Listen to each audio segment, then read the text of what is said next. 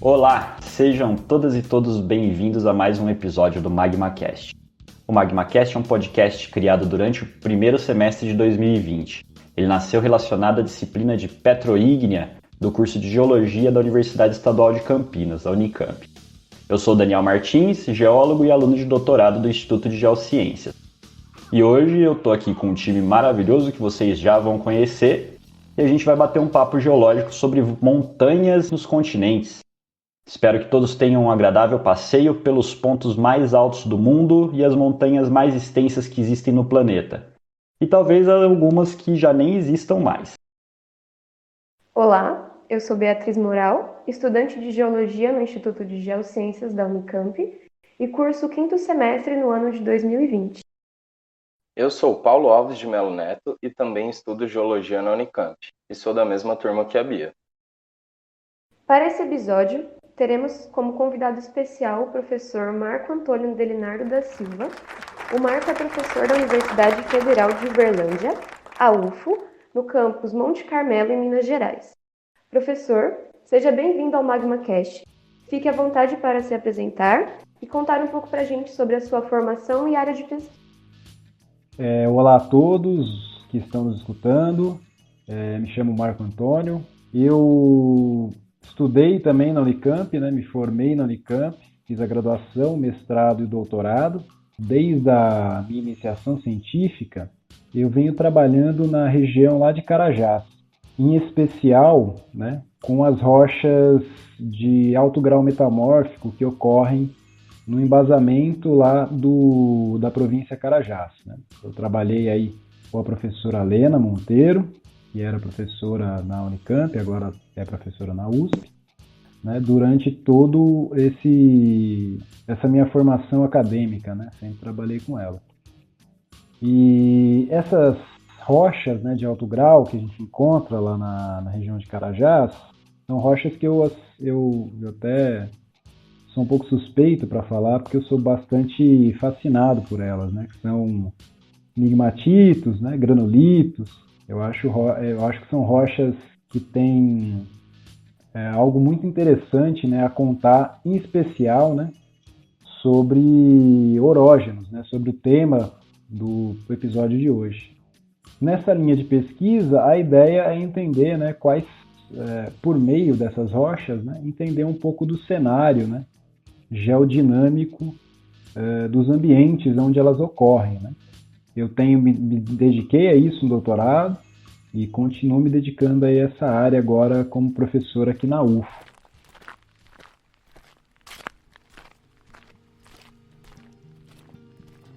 Nesse episódio do MagmaCast, apresentaremos o ponto de vista geológico da formação de cadeias de montanhas nos continentes. Para entender um pouco sobre esse tema, abordaremos conceitos como o que são, por que e onde se formam as cadeias de montanhas, além de falarmos sobre os mecanismos tectônicos relacionados à origem e evolução dessas estruturas, que atingem milhares de quilômetros de extensão. Acho importante a gente embasar o ouvinte sobre alguns conceitos que serão tratados aqui. Primeiro, o que é orogênese? A palavra vem do grego oros, que significa montanha, e genos, que significa geração ou origem, Então, geração de montanhas. Orogênese é o conjunto dos processos geológicos que resultam na formação de uma cadeia de montanhas. Essas regiões de cordilheiras ou cadeias de montanhas, os termos cordilheiras e cadeias de montanhas são termos sinônimos. São chamados pelos geólogos de cinturões orogênicos. E o segundo conceito é o que são esses cinturões orogênicos. São longas extensões de rochas altamente deformadas que se desenvolvem durante a interação de placas tectônicas convergentes, que são aquelas placas que estão se aproximando, que isso em processos de escala continental.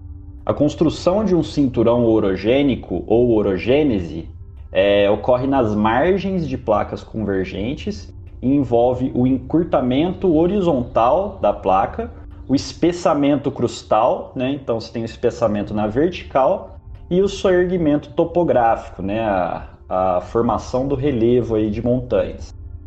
Se pensarmos apenas nos exemplos modernos, cadeias de montanhas e cinturões orogênicos podem até ser considerados sinônimos. A diferença é que o termo cadeia de montanha vem de uma descrição mais morfológica das estruturas, da forma do relevo, né? E cinturão orogênico é um termo mais geológico, que subentende os processos tectônicos que a gente está citando aqui. Aqueles que ocorrem em limites de placas convergentes, que envolvem encurtamento horizontal e espessamento crustal na vertical, né? Porém, como a gente vai ver mais para frente, existem diferenças sim entre esses dois termos. Mas já adianto um spoiler. Toda cordilheira de montanhas é um cinturão orogênico, mas nem todo cinturão orogênico é, ao menos atualmente, uma cordilheira. Durante o episódio, vamos também apresentar algumas das maiores cordilheiras que existem no mundo. A primeira delas é a Rocky Mountains, ou Montanhas Rochosas, no oeste dos Estados Unidos. A cadeia conta com mais de 4.800 km de extensão sobre o território dos Estados Unidos e Canadá. O pico mais alto da cadeia é o Monte Elbert, no estado do Colorado, Estados Unidos, com 4.401 metros de altitude.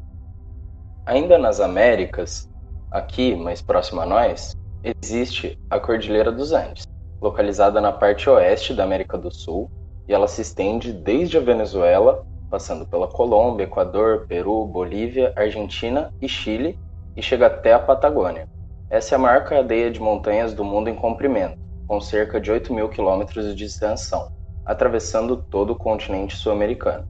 Tem uma altitude média de 4.000 metros e tem como maior ponto o Monte Aconcagua, na Argentina, com 6.962 metros de altitude.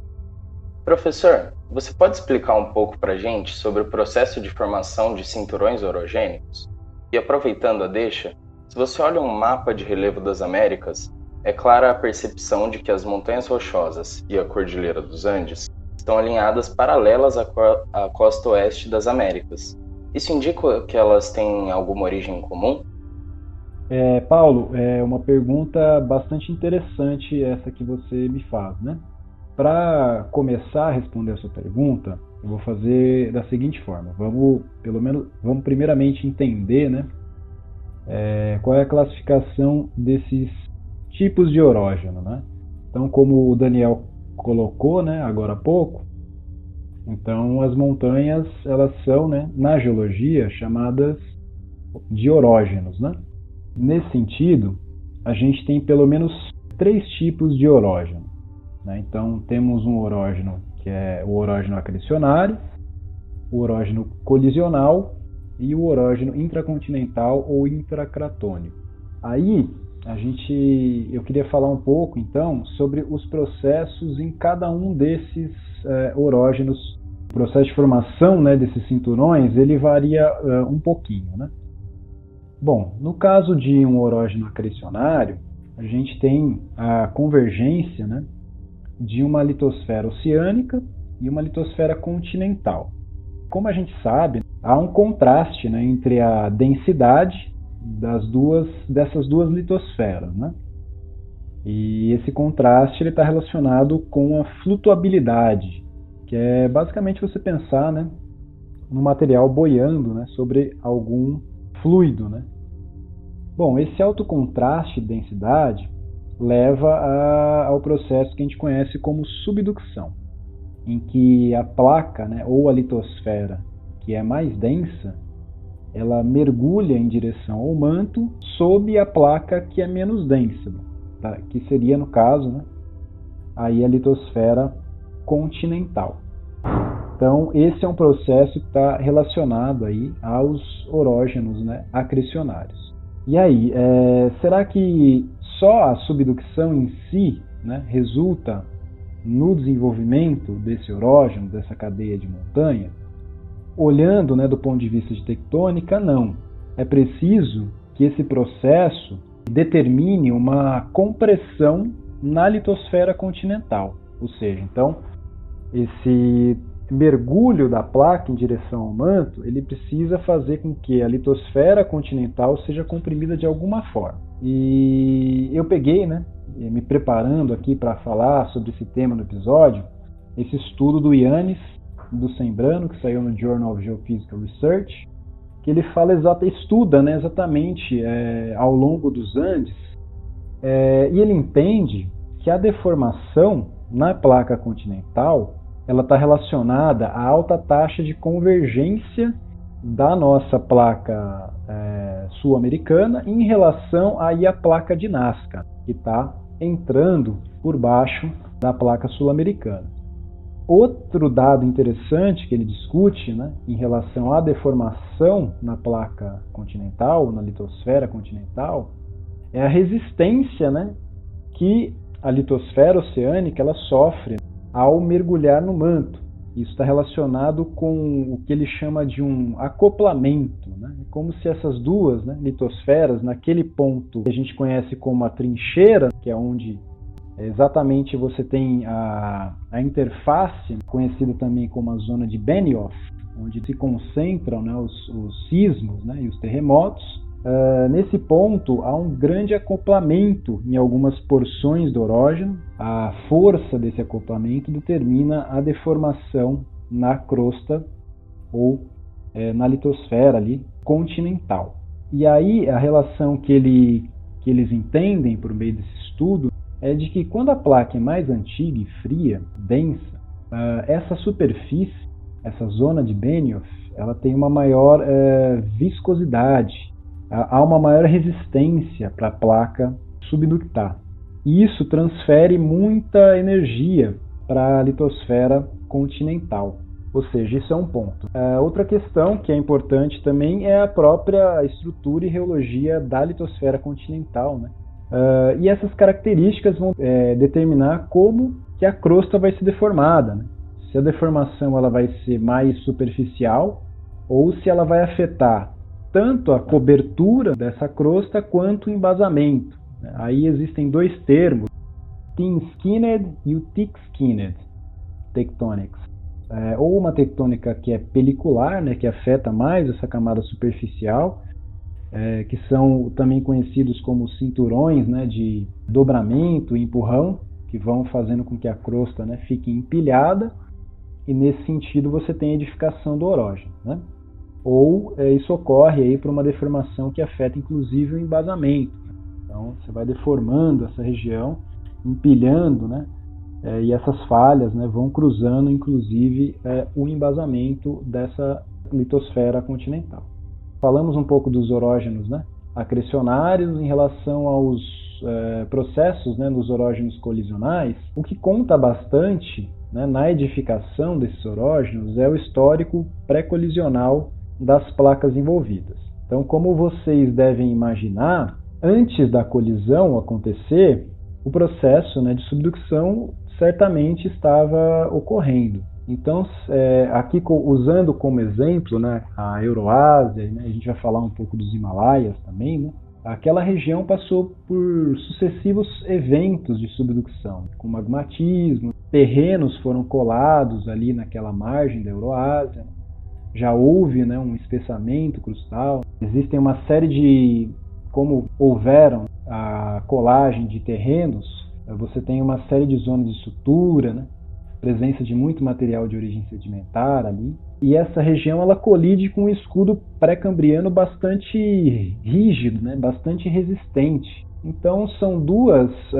litosferas continentais que se envolvem, né, nessa colisão, e elas têm uma resistência, né, bastante diferente, vamos dizer assim, né, à deformação. Então a Euroásia se deforma muito mais facilmente. Então esse processo, né, faz com que você tenha, né, um estilo de deformação que consiste, né, no empilhamento dessas litosferas, né? Alguns autores sugerem, né, que a placa da Índia, inclusive, ela entra um pouco por baixo da placa da Euroásia, E isso aí vai controlando, né, um pouco desses cinturões de dobramento, né, e cisalhamento, que são empurrão, né, dobramento e empurrão, que são comuns nessa região.